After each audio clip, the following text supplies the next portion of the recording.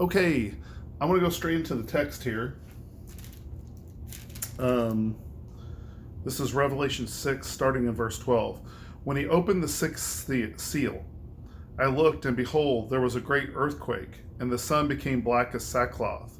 The full moon became like blood, and the stars of the sky fell on the earth as the fig tree sheds its winter fruit when shaken by a gale. The sky vanished like a scroll that is being rolled up, and every mountain and island was removed from its place. So, this again, this apocalyptic language speaking to, sorry, the dog's acting funny, speaking to the end times here, okay? But it's not just about end times. Now, we're in the book of Revelation, right? It's not surprising we're talking about end times. But if you want to understand that language, if you try to take this too literal, you're not giving John credit, right? You're not trying to understand John the way John is using a particular literary style.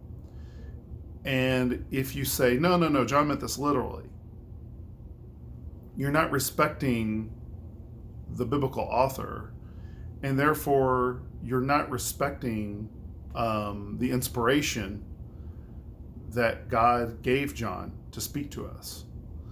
So you may feel like by being more literal, you'd be honoring God more, but you'd actually be honoring God less if God didn't mean for it to be understood literally. Okay, so with apocalyptic language is prophetic in nature, but just because it's prophetic in nature doesn't mean it's always talking about the future. In fact, one of my biggest issues with some millennial views is they're too focused on the future. They have less impact on your life right now. So I'll just go ahead and say it. I'm pretty much all millennial, but I'm not all millennial because the term amillennial is very deceptive. The term most amillennialists prefer is realized eschatology.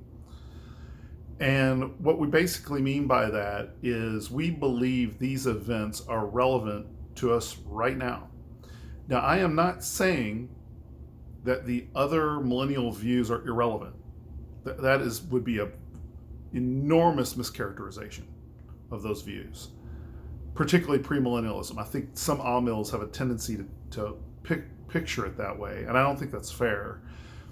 However, there is more, I'm going to call it an expediency to see this as how it applies to us right now. And I apologize, I'm not moving anything. This camera is just coming in and out of focus.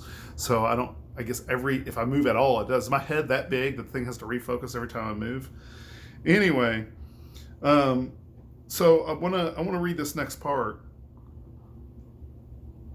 because the reason why that applies to Amil is, okay, it goes straight from this into who this affects. And the people that affects are types, as you'll see, okay? So we're getting to the end times, 15. Then the kings of the earth and the great ones and the generals and the rich and powerful and everyone, slave and free, hid themselves in the caves and among the rocks of the mountains. So if you think that you're more just than a rich person because you're poor, you're not. If you think God's got your back because you were politically oppressed, but you go on sinning, you're wrong. This was and always has been a major problem for human beings all throughout history. And the Bible deals with it in very sharp terms. I'm going to go back to one of my earlier videos here and mention the concept of victimhood. With the concept of victimhood, I'm taking the glasses off and I'm looking at you right now, okay? Because I figured this out in my enhanced quiet time. And I deliver it to you, the ham and eggers, to try to get you to understand this. Victimhood in the Bible is seen not necessarily the way we see it, okay? God is in control, And you're not a victim if God is in control. You're also not a victim if God's focus is not ultimately on this world. So if your focus is on the things of this world, you may be sorely mistaken in thinking that God is on your side just because you're a political victim or whatever.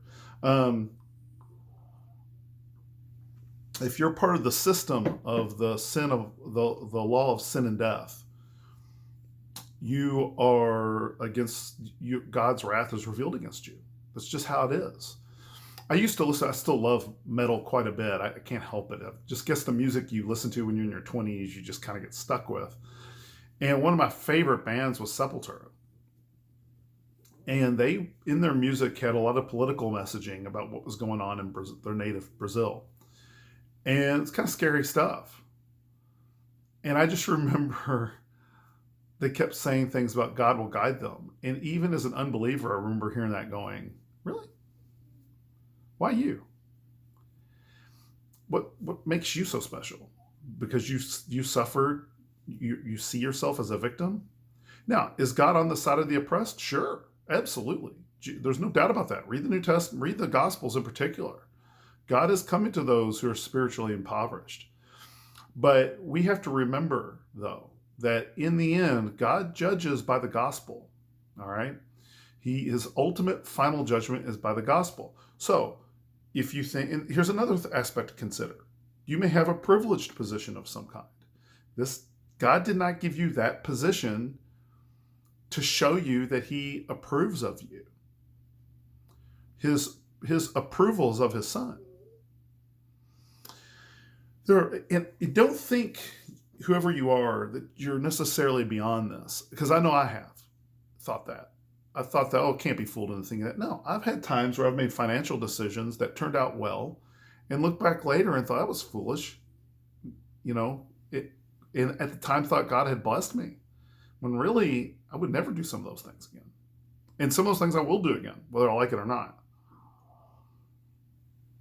All right, let's get to the punchline here, because this is interesting. So you get to, finally, it says, then the kings of the earth, and the great ones, and the great generals, and the rich and powerful, and everyone slave and free, hid themselves in the caves and among the rocks of the mountains. So people from all aspects of life, regardless of their power, their wealth, whatever. And then in 16 it says this, calling to the mountains and rocks, fall on us and hide us from the face of him who is seated on the throne, and from the wrath of the Lamb. For the great day of their wrath has come, and who can stand? What? The wrath of the Lamb? Wow, sounds awfully Old Testament, huh? The gospel is the standard by which God will judge. And that's it.